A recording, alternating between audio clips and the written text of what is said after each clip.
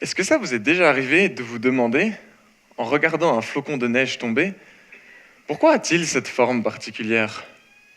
Eh bien, cette question, je me la pose régulièrement dans mon doctorat. Et en particulier, quand j'étais en Antarctique, j'ai observé ces différents types de flocons.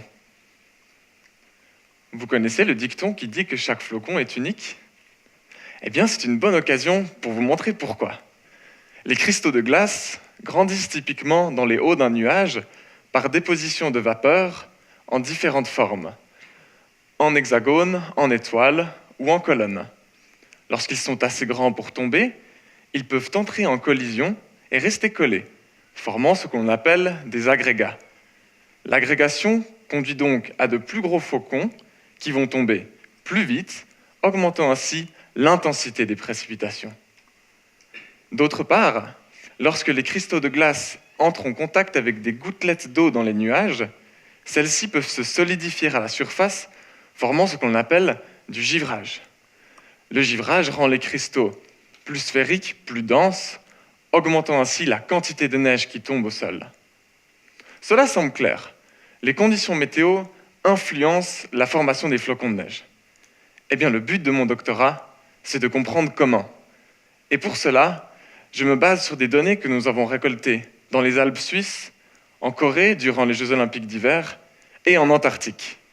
Je m'intéresse donc aux régions montagneuses et polaires, là où les mesures de chute de neige représentent un véritable défi. Pour le relever, j'utilise des radars météo qui permettent de mesurer les précipitations dans l'atmosphère à distance, ainsi que des instruments au sol pour observer les flocons de neige individuellement. Cette synergie de mesures à différentes échelles me permet d'étudier comment les conditions météo régionales influencent ces processus de formation de la neige à l'intérieur même d'un nuage. Tout comme notre environnement géographique influence nos vies, les conditions météo, elles, influencent le type et la quantité de neige qui tombe au sol. Chaque flocon est unique, car leur chemin de vie dans l'atmosphère est différent. Vous vous demandez sûrement, mais pourquoi est-ce important? Eh bien, la compréhension de chacun de ces processus est primordiale pour mieux prévoir les chutes de neige. Par exemple, en Antarctique, une bonne prévision des précipitations est indispensable pour déterminer le futur de la calotte polaire.